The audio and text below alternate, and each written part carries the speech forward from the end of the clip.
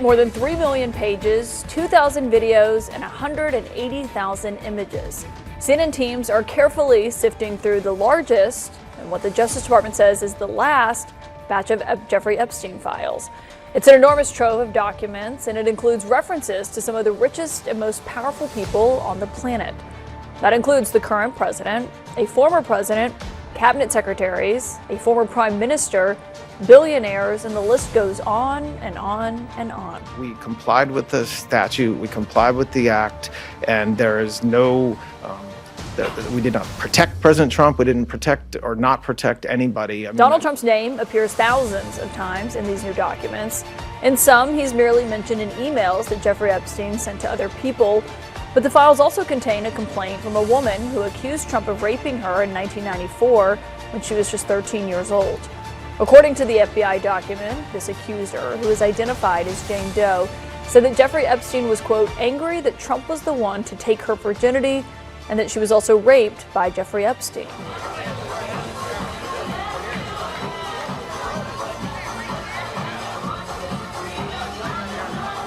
I would say that, these files were made up by Comey, they were made up by Obama, they were made up by the Biden, we went through years of that with the Russia hoax, with all of the different things that we had to go through. We've gone through years of it.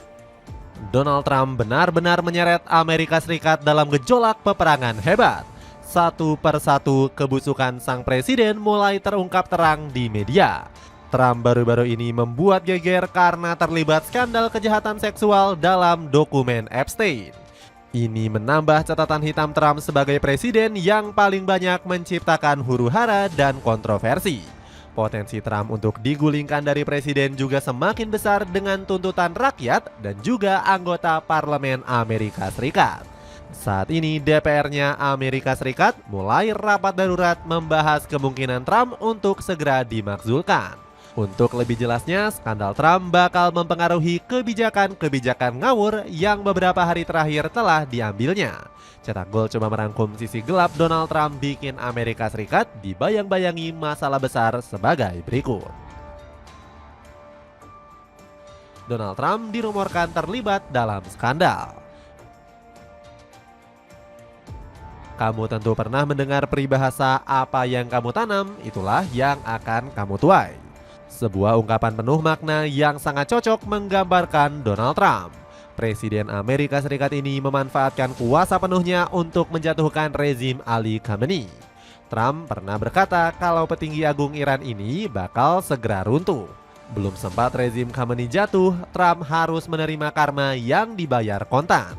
Sang presiden yang hobi merusuh dan mencari-cari kesalahan pemimpin lain, kini kebusukannya mulai terungkap. Sang presiden dilaporkan terlibat skandal kekerasan seksual anak di bawah umur. Apakah ini tanda dari Tuhan dan menjadi awal keruntuhan rezim Trump?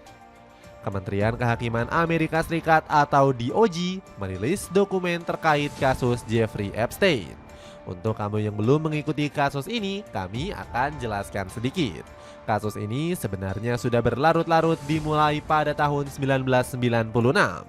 Kronologi awalnya ketika seorang perempuan bernama Maria Farmer melapor ke pihak kepolisian.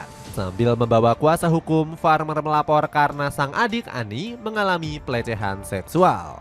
Pelecehan ini diduga dilakukan oleh seorang pria bernama Jeffrey Epstein. Jadi Farmer dan Annie ini dipekerjakan oleh Epstein sebagai seniman dan fotografer. Sang kakak terkejut karena Epstein mengambil foto seksi Annie yang masih gadis di kolam renang. Farmer yang tidak terima kemudian melaporkan kasus tersebut ke pihak penyidik. Namun pihak kepolisian tidak menggubris laporan tersebut karena tidak memiliki cukup bukti. Setelah hampir 3 dekade lamanya, Departemen Kehakiman Amerika atau DOJ membuka ribuan dokumen. Dalam dokumen itu ditemukan ratusan foto seksi Annie yang masih berusia gadis. Hakim juga menemukan bukti jika Epstein mencoba untuk mengancam Farmer dan Annie. Epstein mengancam bakal membakar kedua rumah wanita ini apabila mengirimkan bukti tersebut. Pada akhirnya kasus ini pun terjeda karena pihak kepolisian enggan melanjutkannya. Namun pada Mei 2006, pihak kepolisian Palm Beach mendakwa Epstein atas tuduhan hubungan seksual di bawah umur. Pihak kepolisian sudah menetapkan banyak tersangka pada kasus tersebut. Hingga pada akhirnya kasus ini kembali mencuat di tahun 2026 dan menyeret beberapa tokoh besar Paman Sam. Di antara laporan tersebut menyeret satu nama, yakni Donald Trump.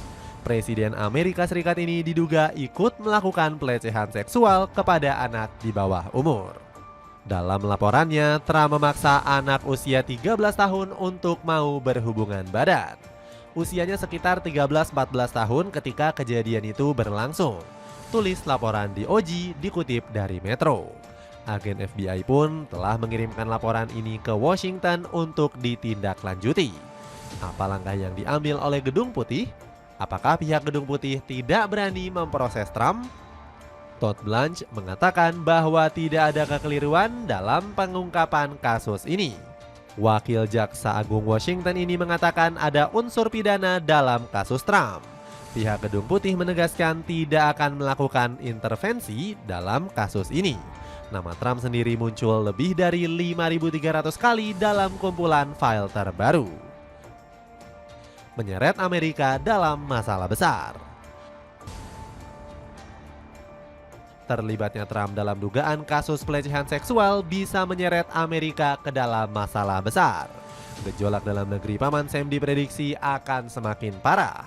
Demonstrasi di Minneapolis semakin gak terkendali dan brutal hingga per awal bulan Februari ini. Mereka turun ke jalan menuntut dibubarkannya agen ICE buatan Donald Trump. Rakyat menganggap agen ICE buatan Trump telah menebar teror dan ketakutan luar biasa. Badan imigrasi yang seharusnya memberikan keamanan malah bekerja layaknya mesin pembunuh. Gara-gara tindakan semena-mena dari agen ICE, puluhan orang harus merenggang nyawa.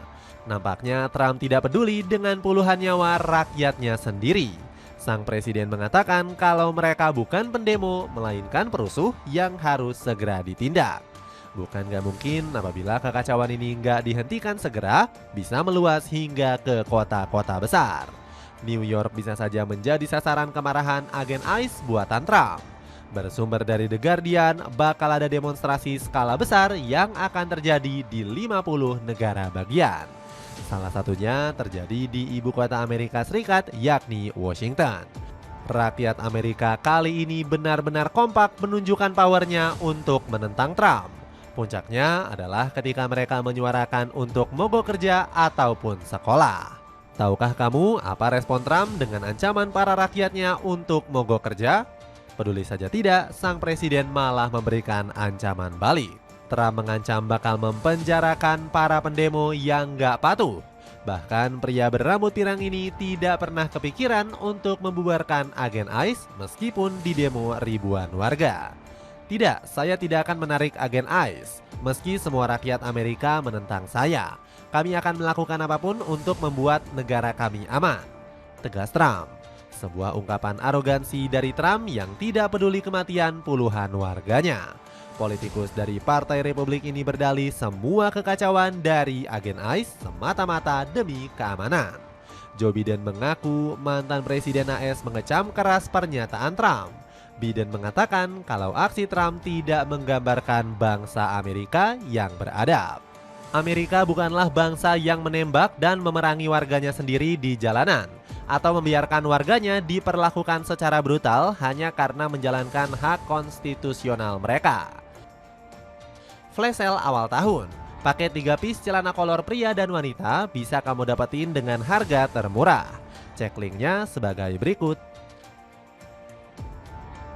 Potensi besar Trump digulingkan sebagai presiden. Apa yang kita tuai itulah yang akan kita dapatkan di kemudian hari. Kesombongan Trump kini menemui kesialan karena posisinya sebagai Presiden Amerika Serikat bisa jadi tumbal. Sekarang hampir seluruh bagian Amerika Serikat terancam shutdown. Kalau kamu belum paham apa itu shutdown, mari kami ulik sedikit dampak-dampak negatifnya. Jadi shutdown itu adalah penutupan pemerintahan atau bahasa kasarnya adalah kudeta. Shutdown ini terjadi setelah tenggat waktu tengah malam mengesahkan anggaran fiskal 2026. Namun ada gangguan terhadap operasional pemerintahan yang bersifat terbatas. DPR Amerika Serikat dijadwalkan kembali bersidang pada awal pekan depan mengesahkan paket pendanaan Senat. Kebuntuan ini disebabkan karena perselisihan soal pendanaan Departemen Keamanan Dalam Negeri. Salah satunya terkait agen ICE yang justru menyasar warga sipil tidak bersalah. Partai Demokrat selaku lawan Trump mengecam keras sikap bungkam pemerintahan terhadap ICE. Penutupan pemerintahan ini juga mengakibatkan sejumlah lembaga terancam terhenti. Sektor pendidikan, kesehatan, perumahan, hingga pertahanan bakal menerapkan prosedur operasional secara bertahap. Shutdown ini juga berpeluang menyeret pekerjaan Trump. Dalam sejarahnya, Trump sudah 2 kali hampir dilengserkan jabatannya sebagai pemimpin tertinggi Amerika. Dia sudah 2 kali dimakzulkan oleh DPR yang dikuasai Partai Demokrat. Kini beberapa anggota DPR Partai Demokrat dilaporkan kembali mengajukan pasal pemakzulan.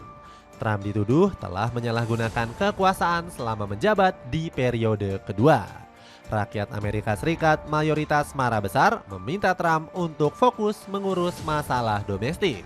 Namun kita lihat sekarang pria berambut pirang ini sibuk membuat kebijakan luar negeri yang agresif. Yang paling terbaru adalah potensi menangkap Presiden Kuba yakni Miguel Diaz-Canel. Dalam beberapa hari ke depan mungkin kamu akan mendengar Diaz-Canel ditangkap oleh pasukan AS. Sementara itu serangan ke Iran yang dilancarkan Trump gak kunjung dilakukan. Kekuatan para sekutu-sekutu negeri para mullah telah sedikit menciutkan nyali Trump. Jaket waterproof Triple F ini punya banyak pilihan warna buat jaga style kamu tetap kece waktu lagi camping dan motoran. Cek linknya mumpung lagi diskon besar-besaran. Itulah ulasan sisi gelap Donald Trump bikin Amerika Serikat dibayang-bayangi masalah besar. Bagaimana pendapatmu? Akankah Trump benar-benar terlibat dalam banyaknya kekacauan dunia? Atau justru hanya gorengan-gorengan media untuk menjatuhkan sang presiden? Coba tulis pendapatmu di kolom komentar di bawah ini.